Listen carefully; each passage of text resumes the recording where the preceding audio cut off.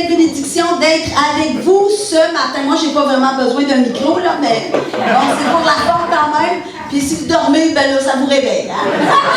C'est pas compliqué. Des fois, je peux aller fort. Fait que là, ça, c'est parce que là, je vois quelqu'un qui dort. Alors, quelle bénédiction et joie pour nous d'être ici. Foi a fait foi. Écoute, ça fait, je regardais, on me demandait des dates. Je pense que ça fait depuis 2013. La première fois que je suis venue, ben moi, je suis venue quand j'étais petite. Alors, ma soeur qui est là, salut ma soeur est là. Quand moi et ma soeur, parce que mon père était pasteur, on venait à l'autre église, l'autre bord de la traque, comme on dit. Alors, on est venu tout petite, le cercle missionnaire des femmes faisaient des cadeaux pour des enfants puis les familles de pasteurs. Alors, je me rappelle d'être venue et d'avoir reçu ces magnifiques cadeaux tricotés, des robes et tout ça. C'était incroyable. Nous autres, ça nous faisait tellement plaisir parce que, vous savez, enfants de pasteur, on est pas riches, hein? Alors, on était bénis de recevoir tous ces cadeaux-là. Et là, quand je suis revenue pour faire le ministère de Mission Nouvelle Vie, c'est en 2013 qu'on a commencé à faire les œuvres auprès des communautés autochtones. Alors, j'étais venue avec une amie en éclaireur. On avait resté dans la petite église sur la traque. Et là, pasteur Luc m'avait parlé de son projet d'acheter ce bâtiment-là. Et même nous avait invités, on l'avait visité, on avait prié pour ce bâtiment-là. Et il avait déclaré que ce bâtiment-là serait un bâtiment pour servir le Seigneur, pour les communautés autochtones. Il dit, tant que Dieu me permet d'avoir ce bâtiment-là, il va être à votre service pour... Alors, écoutez, c'est depuis longtemps, hein? Wow! Merci, pasteur Luc, pour ta vision et ton ouverture pour laisser des ministères faire leur œuvre là, que Dieu nous appelle à faire. Amen! Amen. Alors, on était sur les communautés autochtones, on a fait Kitsakik, Rapid Lake comme d'habitude, Lac-Simon, Picogan. Juste pour vous donner une petite anecdote, qui est toujours le fun d'avoir des feedbacks. J'avais notre belle Tania. Et où Tania? Tania ici. Tania, il y a 2 ans, 1 an et demi, 2 ans, c'était la première fois qu'elle venait en mission avec nous. Et on avait été à Picogan. Elle a rencontré une jeune fille, elle avait 15-16 ans à peu près. Et là, la jeune fille partage sa requête. Elle dit, moi, j'aimerais ça pouvoir aller à l'école, au cégep, pour pouvoir réussir, avoir un métier. C'est difficile ici, je ne veux pas m'arrêter avec la consommation et tout ça. Vraiment, prie pour que Dieu m'aide à pouvoir aller au cégep, puis à ne pas me laisser embarquer dans la consommation et tout ça qui est tout autour de moi. Alors, Tania s'était engagée à prier avec elle. Alors là, on est 2 ans plus tard, et on va à Picogan. Et Tania, elle se rappelle de cette jeune fille, le nom qu'elle avait écrit dans son petit cahier. Alors, elle se renseigne autour à qu'est-ce qui se passe avec ces jeunes filles-là. Et une des 2 jeunes filles qui étaient là, elle dit, ben oui, on la connaît. Elle dit, ben, elle a été au cégep, mais là, maintenant, elle est secrétaire pour une des personnes qui a une business dans le village. Et vraiment, Tania, une femme de persévérance, a prié pour les besoins. Et là, les 2 jeunes filles disent, ça fait tout ce temps-là que tu as prié pour elle. Elle dit, ben oui, voulez-vous que je prie pour vous? J'ai un autre 2 ans, là! Mais on voit des résultats, c'est pas facile. Et la parole de Dieu, ce matin, on avait notre dévotion, c'est persévérer. Ne vous lassez pas de faire le bien. Ne vous lassez pas. Et on vous le dit à vous ce matin, ne vous lassez pas de faire le bien. Amen? Amen. Alors, on va commencer vraiment là, le message. Là, c'était pas mon message, mais là, c'est mon message. Vous êtes prêtes? Oui. Amen! Alors, mon message aujourd'hui, la justice de Dieu est pour tous. Amen. C'est quoi la justice? La justice pour nous, on voit ça dans une cour, avec un avocat, avec un juge, au criminel, tout ça. Des fois, c'est pas toujours positif, la justice. Des fois, quand on prend l'étiquette, la justice nous arrête. Ah, on n'aime pas ça! Moi, quand je descendais, j'en ai eu des tickets pour m'en aller à Montréal. Mais la justice te dit non, t'as pas le droit de rouler plus vite, on te le dit. Mais ce n'est pas cette justice-là ce matin que je veux vous parler. La justice de Dieu regroupe des principes universels qui exigent le respect du droit et de l'équité. C'est cette justice-là que je veux vous parler ce matin. Tous traités égaux de la même façon. Ça, c'est la définition de la justice. Mais la justice, on ne la voit pas toujours vraiment. Souvent, on la voit qu'elle n'est pas appliquée. La justice entre hommes, femmes, la justice entre différentes nationalités, la justice pour les enfants, la justice, elle était là. Pour moi, la justice est d'une grande importance. C'était un motivateur pour moi. Ça vous remplit, puis non, c'est pas juste, ça doit pas être comme ça. Faut faire quelque chose, hein? Ça, c'est la justice qui vous motive. Moi, mon appel, j'en ai déjà discuté. À 15 ans, le Seigneur m'a mis cette justice-là dans mon cœur. Lorsque je lisais un article à 15 ans, assis dans mon salon, sur les enfants qui sont vendus pour le travail dans différents pays, ou sont vendus comme esclaves sexuels. Ça a monté en moi. Non, Seigneur, c'est impossible qu'on fasse rien, de laisser ces choses, cette injustice se produire. Et c'était tellement poussé en moi que lorsque le moment est venu, je suis partie au Pakistan voir et rencontrer, répandre la parole dans des brick lines, là où ils fabriquent des briques et où ils ont des enfants esclaves, des enfants qui ont été vendus pour des dettes. Et je prêchais la parole. J'ai amené de la nourriture, j'ai payé des souliers, j'ai établi même, on a établi une école là pour eux. La justice de Dieu, elle est forte. Ou bien que ce soit pour les femmes en Afghanistan, lorsqu'on entend parler, c'est injuste. Moi, ça me révolte de cette injustice. Ils doivent couvrir leurs fenêtres parce qu'ils ne peuvent pas être vus de l'extérieur. Imaginez l'injustice entre l'homme et la femme. L'injustice, j'étais aux États-Unis, il y a le ICE, il y avait des manifestations. Et moi, je me dis, quel privilège que je suis née au Canada. Amen. Mais ce n'est pas grâce à moi. Je ne sais pas pourquoi moi, je suis au Canada et d'autres sont dans des pays où ils sont en difficulté et qui veulent venir chez nous. Est-ce que j'ai à les juger? Non. Parce que c'est injuste pour eux. Ils veulent avoir une liberté, un avenir pour leurs enfants. Que ce soit à cause de ta nationalité, l'injustice. Que ce soit l'endroit de ta naissance qui est souvent des fois injuste. Homme, femme, l'injustice qui règne. La justice sur sa terre n'est pas accessible à tous. On le voit. Mais j'ai découvert à travers tous ces voyages que la seule justice possible, l'égalité entre tous, d'être égaux, peut être trouvée devant Dieu.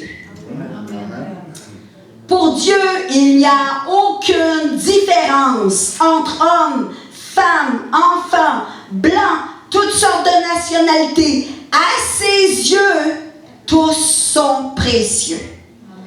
À ses yeux, il a donné sa vie pour chacun d'eux.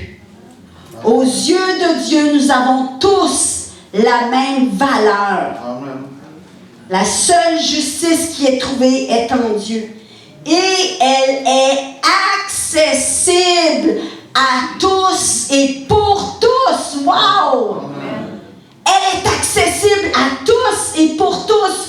Peu importe ton âge, ta couleur, peu importe la nationalité, homme, femme, enfant, infirme, peu importe. Elle est accessible à tous. Amen.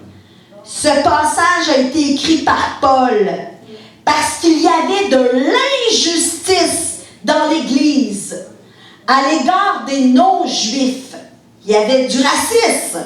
Amen. Il était traité comme une classe inférieure. Les Juifs se déclaraient les seuls à être fils de Dieu et que les autres cultures n'étaient pas fils de Dieu ou aimés de Dieu. Romains 19, je vous le lis. Si tu confesses de ta bouche le Seigneur Jésus, c'est Paul qui parle, si tu crois dans ton cœur que Dieu l'a ressuscité des morts, tu seras sauvé. Il n'y a pas une condition ici. Amen. Car c'est en croyant du cœur qu'on parvient à la justice. Amen. C'est en croyant du cœur qu'on parvient à la justice.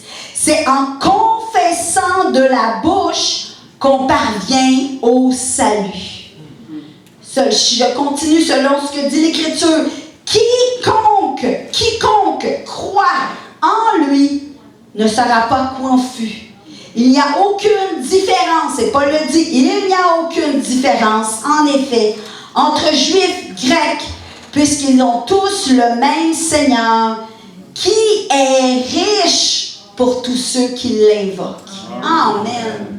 Les promesses sont là pour tous, car quiconque invoquera le Seigneur sera sauvé. La parole de Dieu est là pour chacun de nous. Voilà ce qu'est la justice de Dieu. Peu importe qui tu es, peu importe, tu peux être sauvé. Quiconque sera sauvé. À ses yeux, nous sommes tous égaux, hommes, femmes, et accès à ses promesses.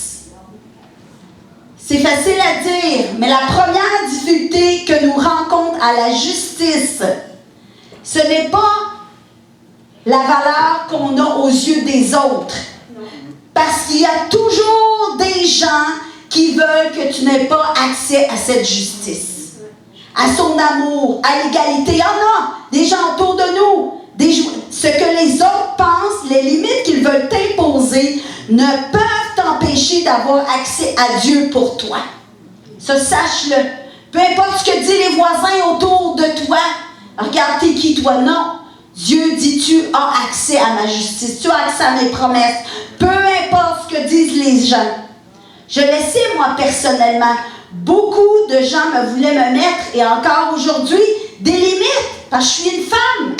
Tu peux pas être une pasteur, t'es divorcée, toi. Ben voyons donc, toi. Comment ça se peut être? Comment tu peux être pasteur, annoncer la vérité de Dieu, puis avoir tout ça? Mais je me rappelle, lorsque moi j'avais à cœur, je savais que Dieu m'appelait vers les missions. Et là, c'était supposé d'être un jeune homme qui devait faire la tâche. Puis on me disait, c'est pas toi, c'est lui, c'est pas toi, c'est lui. Parce que j'ai bien dit lui, shit, tu sais. Ceux qui me connaissent, hein? C'est pas toi, c'est lui. Mais oui, j'ai compris, mais ouais, mais j'essaie. Mais Dieu m'avait dit, non, je veux pas que tu t'inquiètes de ça. Je veux pas que tu penses à ça. Moi, je fais mon travail. Je t'ai appelé. Je vais faire ce que j'ai à faire pour t'amener là où je t'ai appelé. Toi, fais une tâche à la fois. Un pas à la fois. Si Dieu t'appelle à faire une tâche, il n'y a personne, aucun homme ne peut se mettre sur le chemin.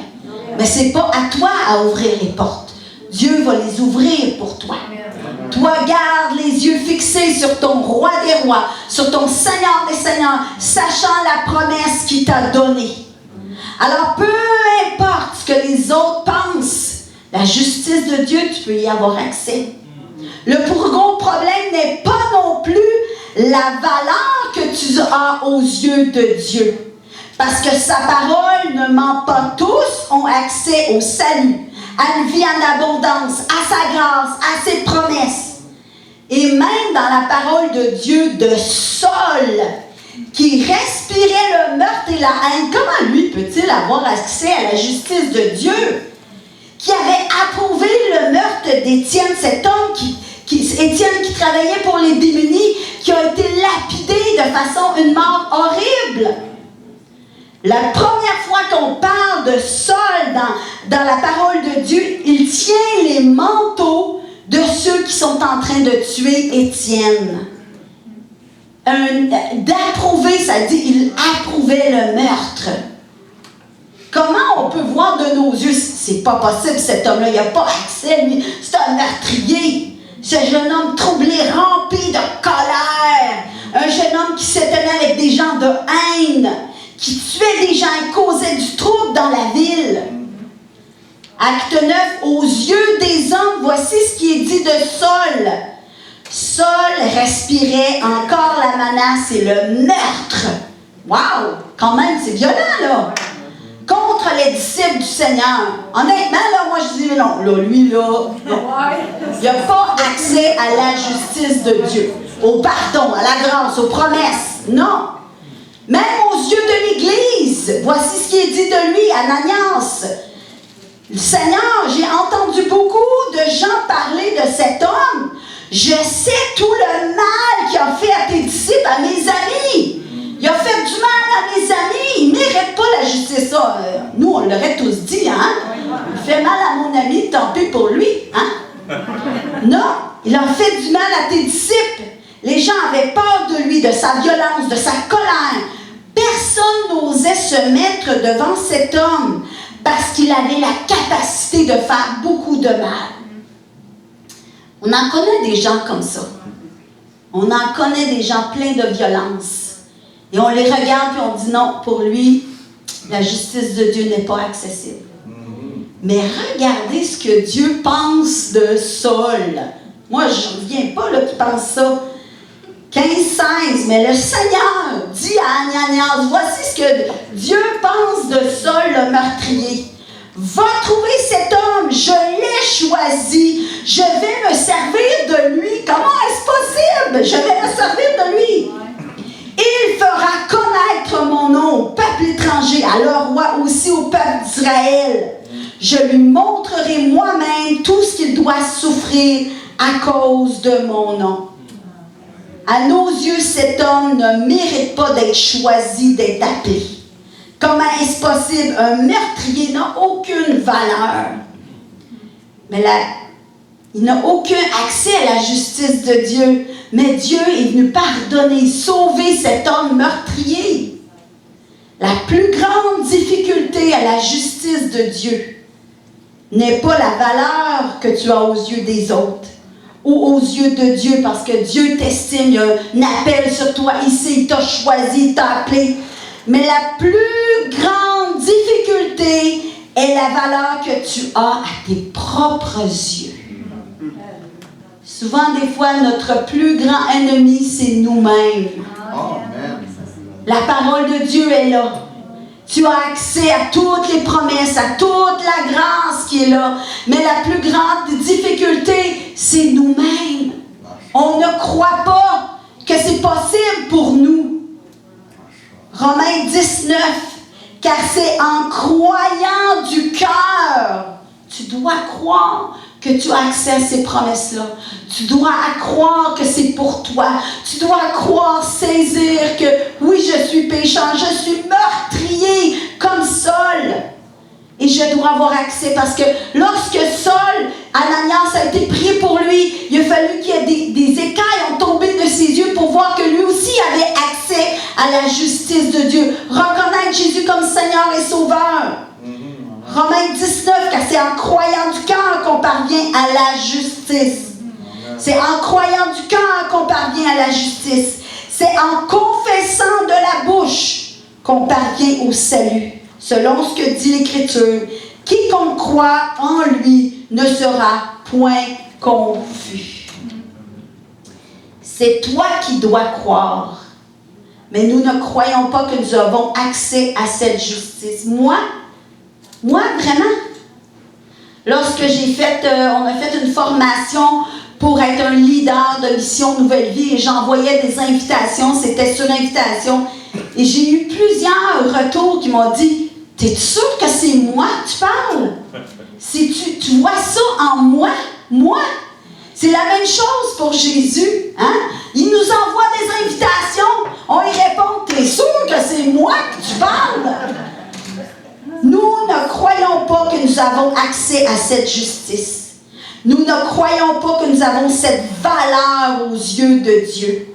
Nous ne croyons pas mériter la justice de Dieu. Nous ne croyons pas qu'elle est accessible à nous personnellement. Amen. Il y a une histoire particulièrement que j'aime dans la parole de Dieu et que j'aimerais vous raconter, qui démontre la justice de Dieu. C'est une dame que Jésus a rencontrée qui peut représenter plusieurs personnes ici. Cette dame était traitée injustement et nous allons voir comment Jésus a rétabli la justice pour elle. Parce que la première étape pour le rétablissement de la justice de Dieu est de croire et de recevoir pour nous. De changer notre regard sur nous-mêmes, d'accepter qu'aux yeux de Dieu, nous avons une valeur et nous avons accès à cette justice. Amen. Amen. J'aimerais vous lire. Ah, je vais le lire ici. J'ai oublié mon téléphone. Je vais vous le lire ici. Luc 13, 10 à 17, on va le lire ensemble. Jésus enseignait dans une des synagogues le jour du sabbat. Et voici, il y avait là une femme possédée d'un esprit qui la rendait infirme depuis 18 ans. Elle était courbée et ne pouvait pas du tout se redresser. Lorsqu'il la vit, Jésus lui adressa la parole et lui dit « Femme, tu es délivrée de ton infirmité. » Il lui imposa les mains. À l'instant, elle se redressa et glorifia Dieu. Mais le chef de la synagogue, indigné de ce que Jésus avait opéré, cette guérison un jour de sabbat, dit à la foule, « Il y a 6 jours pour travailler, venez donc vous faire guérir ces jours-là, et non pas le jour du sabbat. » « Hypocrite, lui répondit le Seigneur. Hein, j'aime ça, moi. Hein? Mais, faites attention, on est souvent des hypocrites, nous autres mêmes. Hein? Des fois, il faut se regarder. Lui répondit le Seigneur, est-ce que chacun de vous, le jour du sabbat, ne détache pas de la crèche son âne et son bœuf pour le mener à boire? Et cette femme qui est une fille d'Abraham et que Satan tenait liée depuis 18 ans, ne fallait-il pas la délivrer de cette chaîne le jour du sabbat? Tandis qu'il parlait ainsi, tous ses adversaires étaient confus et la foule se réjouissait de toutes les choses glorieuses qu'il faisait. Amen. Amen. Une femme malade qui était là, mais elle n'a pas une maladie physique, une dysfonction physique, mais plutôt spirituelle. Elle est atteinte spirituellement, enchaînée. La Bible dit, un esprit mauvais la tenait entre ses mains. Il avait un pouvoir spirituel sur elle. Il la tenait courbée. Elle était totalement incapable de se redresser. Imaginez la position de cette femme. Elle était liée par un mauvais esprit. Satan la tenait, mais cet esprit ne se manifestait pas avec des cris. Comme dans la parole de Dieu, on voit où des gens qui sont possédés, qui sont jetés dans le feu, ou peu importe, différents qu'on voit dans la parole de Dieu. Mais elle était attachée avec son regard en dessous de tout le monde. Ce n'était pas une maladie physique, c'était vraiment spirituel, sa maladie. C'était vraiment spirituel. Elle était possédée, pris, liée. Elle voyait que ce qui était sale, ce qui était en dessous, était lié dans sa façon de voir. Elle était courbée, ne pouvait aucunement redresser, comme si un fardeau lourd sur ses épaules.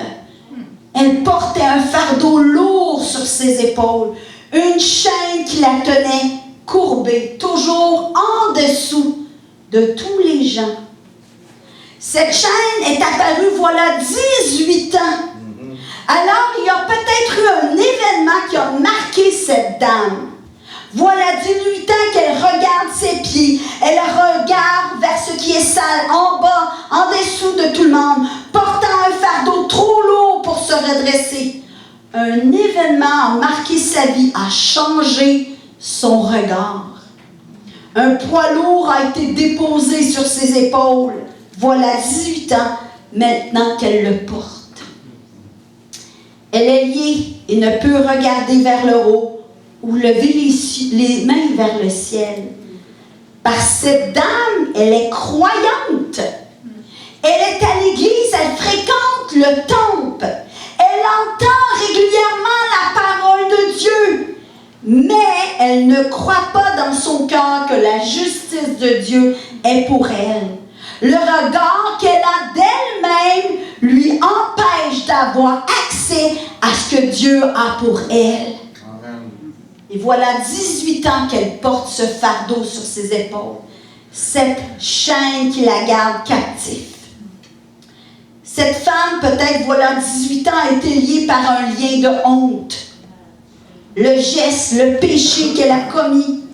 Il est arrivé une situation, peut-être, qu'elle n'avait aucun contrôle, une grossesse. Peut-être qu'elle a dû abandonner son bébé. Et depuis, la culpabilité, le fardeau, la tient captif. Elle s'est peut-être prostituée pour de l'argent. Elle a la honte. Peut-être qu'elle a été prise en flagrant délit avec un autre homme. Une honte a été amenée sur sa famille. Et depuis, elle porte le fardeau de son péché. Elle ne peut se détacher de cette culpabilité qui pèse tellement lourd sur ses épaules qu'elle ne peut relever la tête maintenant vers les hommes et regarder dans les cieux. Regardez, lever les mains vers le ciel parce que la honte la tient captive. Ce péché la hante tous les jours. Et dans sa tête, l'ennemi l'accuse jour après jour. Je connais qu'est-ce que tu as fait. Je sais qu'est-ce que tu as fait. Je te tiens captif. Le regard vers ce qui est sale. Il lui dit constamment qu'elle n'a aucune valeur. Même son entourage peut-être lui font sentir hypocrite. Même son entourage lui fait sortir qu'elle ne vaut rien. Mais Jésus le souligne, voici, hypocrite que vous êtes. Le jour du sabbat, chacun de vous détache la crèche, son bœuf, son âne pour le mener à boire, n'est-ce pas? Elle vaut beaucoup plus que ça. Un lien l'attachait de culpabilité. Peut-être que c'est une mauvaise habitude. Peut-être depuis 18 ans, elle a un péché dans sa vie, qu'elle essaye de te détacher, mais qu'elle ne peut pas s'en défaire. La colère, la consommation, à chaque fois elle dit pardon, puis elle essaie de marcher, mais la colère revient. La consommation, elle est peut-être liée par une mauvaise habitude qu'elle ne sait pas comment s'en défaire. Et chaque fois, la culpabilité vient la ronger. Mais rien n'y fait, elle finit toujours par tomber par son péché, même si elle essaye par elle-même. Sa culpabilité pèse si lourd qu'elle ne peut plus lever la tête. Dans cette histoire, peut-être la femme est liée par le geste, le péché que quelqu'un a commis envers elle. Des gestes qu'on a posés, qui l'ont sali à tout jamais. Elle ne peut plus lever la tête. Voilà 18 ans, ses gestes, ses péchés ont été commis à son égard et ça a changé sa vie à tout jamais. Des attouchements sexuels, un viol, on ne sait pas. Elle se sent sale. Et ce qu'elle voit par terre, la saleté qu'elle voit, elle vient de l'intérieur. Il est pensé que c'est de sa faute, qu'elle est à blâmer pour les gestes qui ont été commis envers elle. La pensée qu'elle a marquée pour la vie, personne ne va vouloir de moi. Je suis sale, je suis pas belle. Une femme qui regardait toujours en dessous de tout le monde. Dans cette histoire, la femme est peut-être liée par un lien de génération en génération de dépression. On ne le sait pas. Les mensonges qui lui ont été fait croire qu'elle ne vaut rien. Elle a fini par le croire par elle-même.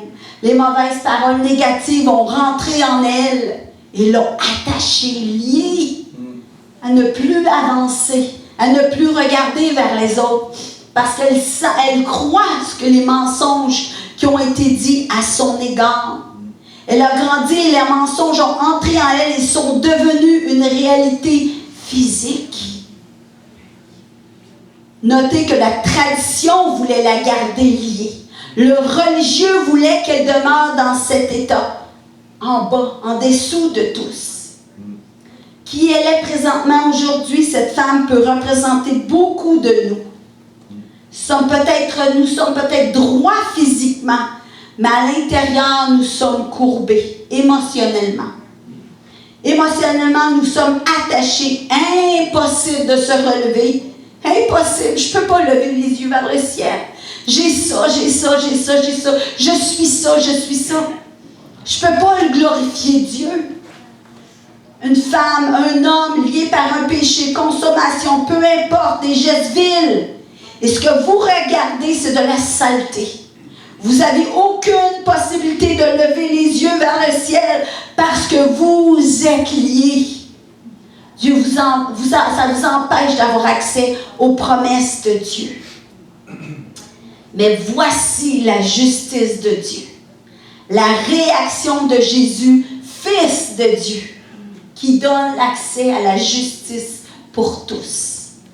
Un jour de sabbat, ça dit dans la parole de Dieu, un jour d'église, un grand prédicateur, Jésus, un grand enseignant, il prêche dans plusieurs synagogues, fait qu'il y a une grande foule qui le suit partout. Il est en grande demande, tout le monde veut l'avoir, tout le monde veut le toucher. Les religieux l'invitent, la foule le suit partout où il va. Il est un personnage important, guéri des malades. Il est en demande populaire, c'est là où on le voit dans cette histoire. Et pourtant, le Fils de Dieu, Jésus-Christ, vit cette femme. Pourtant, il vit cette femme. Ce n'est pas comme la femme à perte de sang où elle l'a touchée. Parce que cette femme, dans notre histoire, elle n'a même pas la capacité d'aller demander à Jésus. La Bible nous dit, Jésus la vit. Jésus l'a vue où elle était. Un jour de sabbat, Jésus la voit, il l'appelle. Il l'appelle, il remarque que la dame ne va pas demander à Jésus de l'aide, mais c'est Jésus qui vient vers elle pour la restaurer.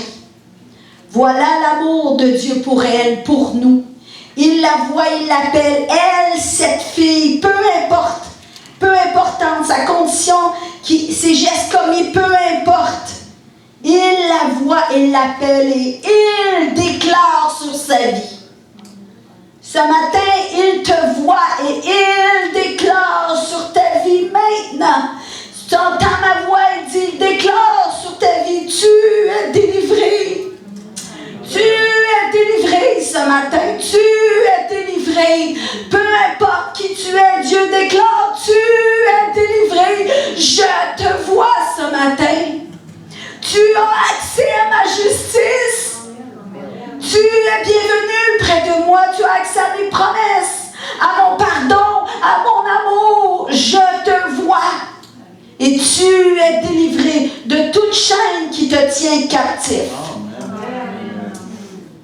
Tu es délivré, lui déclare quelque chose qu'elle n'a jamais entendu auparavant ou compris et cru, malgré dimanche après dimanche de venir à l'église et d'entendre la parole de Dieu. Jésus lui dit, tu es délivré. Il impose les mains sur elle et aussitôt, elle se redressa et se mit à louer Dieu. Elle a fait ce que Satan l'empêchait de faire pendant des années. Pendant des années, Satan nous empêche de lever les mains et de glorifier Dieu par nos fautes, par nos erreurs, par nos manquements, par ta colère. Tu commets des gestes de colère et à chaque fois tu dis non, je ne suis pas digne. Mais Dieu te dit oui, tu as accès à ma grâce. Viens me voir, je suis là pour toi. Il te voit, il veut te libérer ce matin. Pendant 18 ans, se lever, se redresser pour louer Dieu. Le but de l'ennemi est de nous empêcher de louer Dieu. Par les mensonges qui sont dans notre cœur, dans notre tête. Son but a été de faire croire à cette femme qu'elle ne méritait pas de lever les yeux vers Dieu. Qu'est-ce que Dieu voudrait faire de quelqu'un comme moi? Quelle peine! Dieu ne considère pas. Il te considère, il sait qui tu es. Cette dame avait la valeur aux yeux des hommes d'un animal, aux yeux de la religion même. Il la traitait moins. Tu vois, la justice de Dieu était là pour elle, mais cette dame ne l'a pas saisie.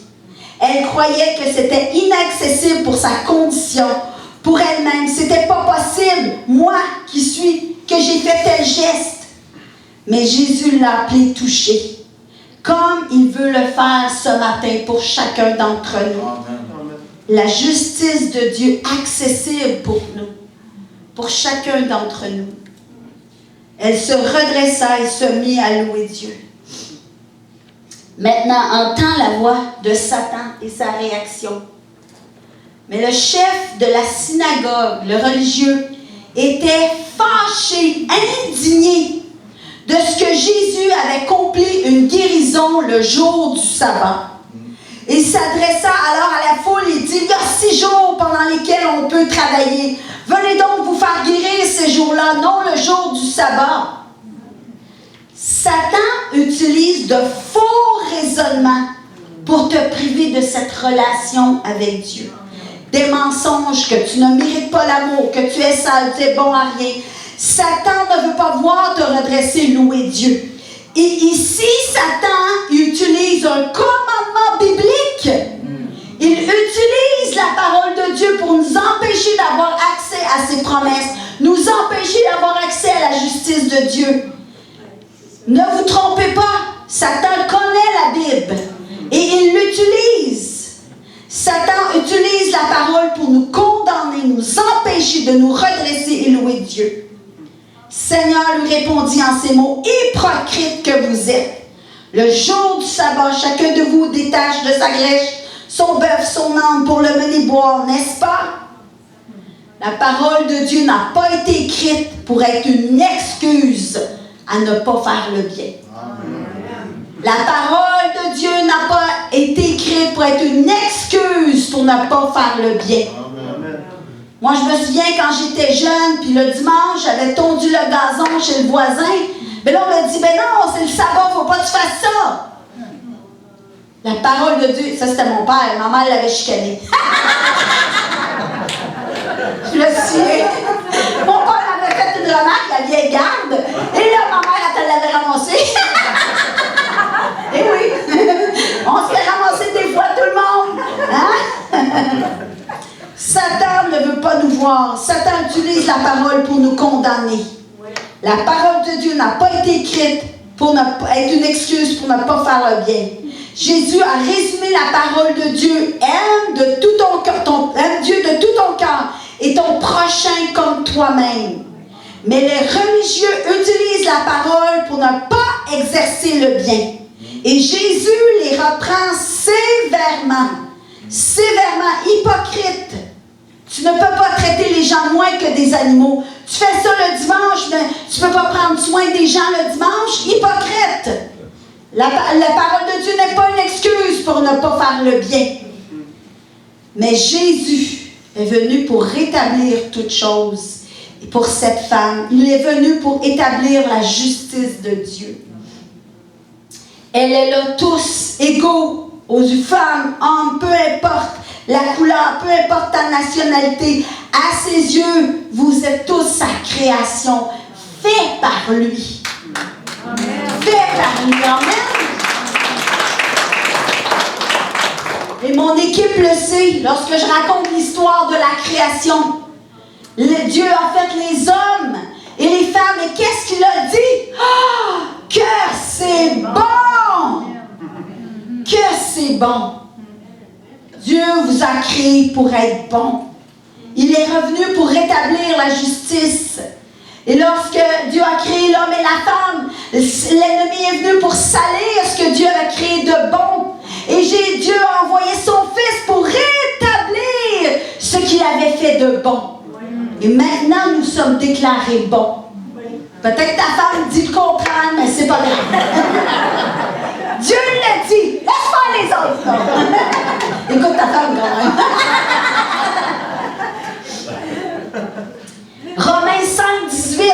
Ainsi donc, comme une seule faute a entraîné la condamnation de tous les hommes, Adam et Ève, un seul acte satisfaisant la justice a obtenu pour tous les hommes l'acquittement qui leur donne la vie. Comme par la désobéissance d'un seul, beaucoup d'hommes sont devenus pécheurs devant Dieu. De même, par l'obéissance d'un seul, beaucoup sont déclarés justes devant lui. Amen. Elle se redressa et se mit à louer Dieu. Voilà la justice. Elle est pour tous ceux qui le désirent s'approcher de lui. Romains 10, 11. Quiconque croit en lui ne sera point confus. Il n'y a aucune différence en effet entre juifs, grecs, puisqu'ils ont tous un même Seigneur qui est riche pour tous ceux qui l'invoquent. Car quiconque, j'aime ça, quiconque invoquera le nom du Seigneur, Paul, Saul, peu importe qui tu es, quiconque invoquera le nom du Seigneur sera sauvé. Le Fils de Dieu, Jésus-Christ, accomplit son œuvre de rédemption envers cette femme. Il a accompli l'œuvre de rédemption en elle. Et il déclare vraiment ce qu'elle est. Elle est une fille d'Abraham. Le religieux disait non, venez pas la guérir, allez. Mais Jésus déclare, elle est fille d'Abraham. Cette femme descendante d'Abraham, fille d'Abraham, que Satan tenait liée pendant 18 ans, ne fallait-il pas la détacher de ses liens le jour du sabbat? Descendante, fille d'Abraham. Jésus déclare ce qu'elle est. Peu importe tes fautes, tes manquements, tu es fille d'Abraham. Et c'est quoi fille d'Abraham? Fils d'Abraham. Qu'est-ce que ça signifie? Ça signifie la promesse. Je vous lis la promesse qui avait été déclarée. Fille d'Abraham, qu'est-ce que ça signifie dans 2 Deutéronome 28, 12? Écoutez bien. L'Éternel, c'est pour vous cette promesse-là, l'Éternel t'ouvrira son bon trésor, le ciel pour envoyer à ton pays la pluie en son temps, pour bénir tout le travail de tes mains, qui ont des mains, qui travaillent. Tout le travail de tes mains, tu prêteras beaucoup de nations, tu n'en prêteras point. Alors ceux qui ont des dettes, déclarez la parole de Dieu. C'est vrai? Déclarer la parole de Dieu, je comprends qu'on a toutes nos finances, on a nos enfants et tout. Mais déclarer la parole de Dieu sur vos finances, c'est la promesse qui est là pour nous. Tu prêteras beaucoup et tu n'en prêteras moins. L'Éternel fera de toi la tête et non la queue. Écoutez bien, tu seras toujours en haut et tu ne seras jamais en bas. C'est fille d'Abraham. On la gardait, Satan la tenait liée en bas. Mais la promesse de Dieu est le contraire. Tu seras toujours en haut. Tu ne seras jamais en bas. Lorsque tu obéiras au commandement de l'Éternel, ton Dieu, que je te prescris aujourd'hui, lorsque tu observeras les mettre en pratique et que tu ne détourneras ni à gauche ni à droite de tous les commandements que je vous donne aujourd'hui pour aller après d'autres dieux pour les servir. Il y a une espérance qui s'attache à son appel. Jésus lui donne un regard rempli d'espérance. Voilà ce qui est pour toi. Voilà ce qui est pour toi, ce qui est pour vous. Peu importe, vous êtes fille d'Abraham. Tu dis, ben non, moi je ne suis pas fille d'Abraham, je ne suis pas juif, je ne suis pas du peuple d'Israël. Mais écoutez bien ça, écoutez ici. Galates 3, 6, ça déclare que vous êtes des enfants d'Abraham. C'est ainsi qu'il est dit au sujet d'Abraham. Il eut confiance en Dieu et Dieu le considéra comme juste en tenant compte de sa foi. Vous devez donc le comprendre. Ceux qui vivent selon la foi sont les vrais descendants d'Abraham. Amen. Vous devez saisir cette promesse-là pour vous. Elle est pour vous. Elle est pour vous. Tu ne seras jamais en bas. Tu seras toujours en haut. Tu n'emprunteras pas, mais tu vas prêter. Amen. Et ce n'est pas des paroles qu'on dit, qu'on confesse de prospérité. C'est des promesses que Dieu nous donne. Et que des fois, ça prend du travail pour les appliquer. Et Dieu te montre le chemin à faire. C'est ainsi qu'il est dit. Vous devez donc le comprendre. Ceux qui vivent selon la foi sont les vraies descendances d'Abraham. Nous héritons de la même promesse que les descendants d'Abraham. La promesse qui est pour eux est pour nous. Mais remarquez, elle est pour ceux qui croient. Cette dame avait une promesse qui était là, disponible pour elle. Dimanche après dimanche, la promesse était là. Mais elle ne l'a jamais saisie pour elle. Semaine après semaine, elle venait à l'église, mais elle ne l'avait jamais saisie pour elle. Le lien Satan la tenait captive, l'empêchait d'avoir accès à cette justice. Combien de gens à l'église qui sont liés comme cette femme, qui ne saisissent pas la promesse qui est là pour Dieu, pour eux. Semaine après semaine, elle entendait peut-être le psaume 121, mais elle ne le croyait pas. Je lève les yeux vers les montagnes. D'où me viendra le secours? Le secours me vient de l'Éternel, qui a fait les cieux et la terre. Il ne permettra point que ton pied chancelle. Celui qui garde ne sommeillera point. Voici, il ne sommeille ni ne dort, celui qui garde Israël. L'Éternel est celui qui te garde. L'Éternel est ton ombre à ta main droite. Pendant le jour, le soleil ne te frappera point. Wow! Ni la lune pendant la nuit. L'Éternel te gardera de tout mal. Gardera ton âme. Gardera ton départ, ton arrivée, dès maintenant et à jamais. Ces promesses-là sont pour vous ce matin. On va se lever ensemble.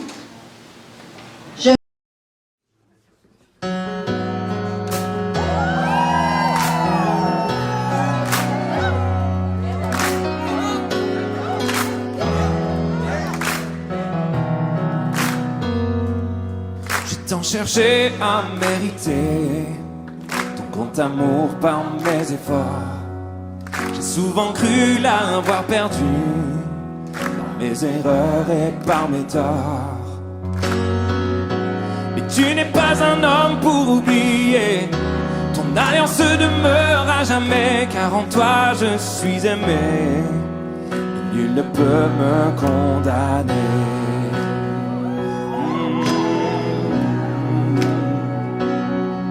Toujours là pour moi, tu ne changes pas. Tu tiens tes promesses que tu as dit, oui tu l'accomplis. Tu tiens tes promesses, Dieu tu es fidèle. Ta parole est certaine. Ce que tu as dit, oui tu l'accomplis. Tu tiens tes promesses envers moi.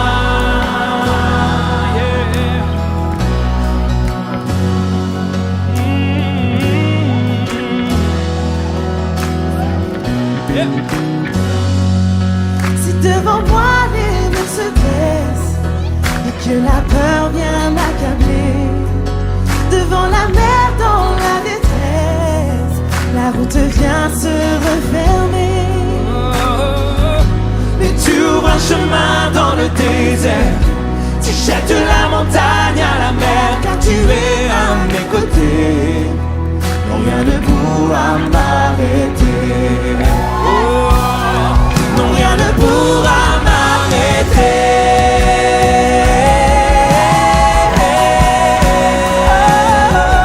Toujours là pour moi, tu ne changes pas.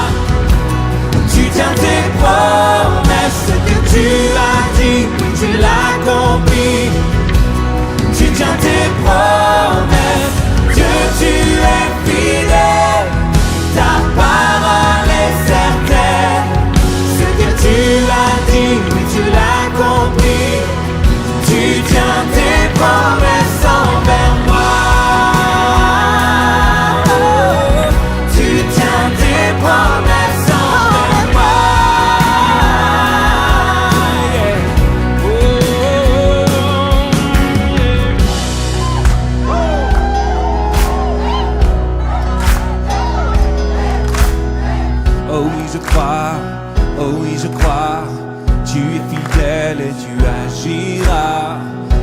je crois, oh oui je crois. Ce que tu dis, oui tu le feras. Oh oui je crois, oh oui je crois. Tu es fidèle et tu agiras. Oh oui je crois, oh oui je crois. Ce que tu dis, oui tu le feras. Oh oui je crois, oh oui je crois. Tu es fidèle et tu agiras. Oh oui je crois, oh oui je crois. Ce que tu dis